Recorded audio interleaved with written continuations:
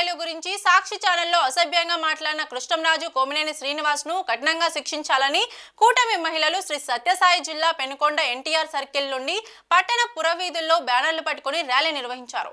మహిళలు సాక్షి ఛానల్ ను, సాక్షి పత్రికను వెంటనే బ్యాన్ చేయాలంటూ సాక్షి పత్రికను తగలబెట్టారు.